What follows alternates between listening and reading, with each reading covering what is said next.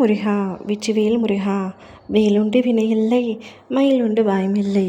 என் அன்பு தங்கமே, இன்னும் கொஞ்ச நேரத்தில் நான் சொல்லும் இடத்திற்கு நீ சென்று வர வேண்டும் தங்கமே.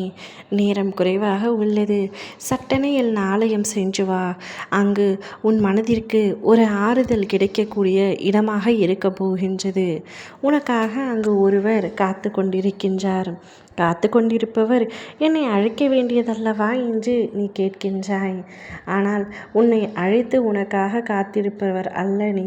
அவர் உன்னை யதார்த்தமாக சந்திக்க வேண்டும், உன்னிடம் ஒரு முக்கிய விஷயத்தை ஒப்படைக்க வேண்டும் என்று அவர் என் ஆலயத்தில் காத்து கொண்டிருக்கின்றார்.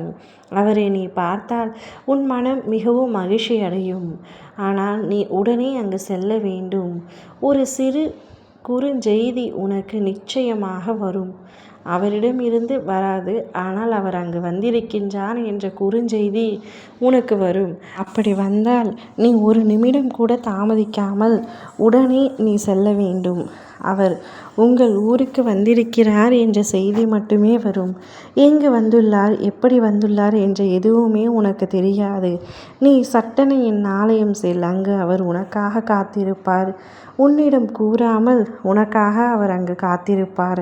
சில விஷயங்களை உன்னிடம் பேசி முடிக்க வேண்டும் என்று காத்திருப்பார். நானும் உன்னிடம் ஒரு சில விஷயங்களை பேசியே ஆக வேண்டும் என்று காத்து கொண்டிருக்கின்றேன்.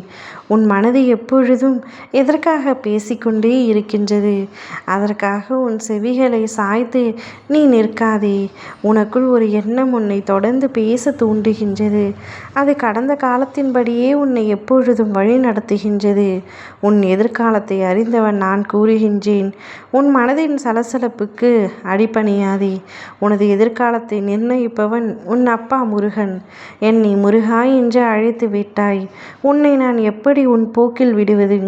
உன் வாழ்வில் பல அற்புதமான மாற்றங்கள் நடைபெறப் போகின்றது. உன் அப்பன் முருகனின் வார்த்தையாக இதை நீ கேட்கின்றாய். உன் மனதில் என் நாமத்தை உனக்காக சொல்லிவிட்டு உரைக்க சொல்லிவிட்டு என் வாழ்க்கைக்கான வழியை நீங்கள் காட்டுங்கள் அப்பா, நான் செல்கின்றேன் என்று கூறு. நிச்சயமாக உன் வாழ்க்கையின் வழியை நான் காட்டுவேன். என்னோட வாழ்க்கையில் நடந்து முடிந்ததை எண்ணி அழுது புலம்பிக் கொண்டிருந்ததல்ல உன் வாழ்க்கை. நடந்ததை மறந்து உன்னை அழ வைத்தவர்களின் முன்பு சிரித்த முகத்துடன் சிறப்பாக வாழ்ந்து காட்டுவதே உண்மையான வாழ்க்கை. உன்னை முழுமையாக தேற்றிவிட அப்பா நான் இருக்கின்றேன். உன் மனதுக்கு ஆறுதலையும் நிம்மதியையும் நான் தருகின்றேன்.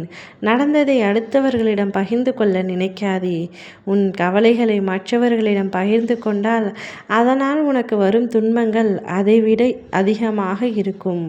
முடிந்தவரை உன் கவலைகள் அனைத்தையும் மனதில் வைத்துக்கொள். முடியவில்லை என்றால் என்னிடம் கூறு. நான் உன்னை தேற்றி தருகின்றேன். அதை விட்டு மற்றவர்களிடம் எதையும் நீ பகிர்ந்து கொள்ளாதே. உனக்கு என்ன தோணுகின்றதோ அது அப்படியே வாழ்க்கையில் உட்படுத்தாதே. நன்றாக யோசித்து முடிவெடுத்து என்னிடம் ஒரு முறை கேட்டுக்கொள், பின்பு செயல்படுத்து. உன்னை தேடி ஒரு நபர் வரும்பொழுது அவர் உனக்கான பல உதவிகளையும் உனக்கு பல அறிவுரைகளையும் எடுத்து கூறுவார். அவரால் உன் வாழ்க்கையில் பல முக்கிய மாற்றங்கள் நிகழப் போகின்றது.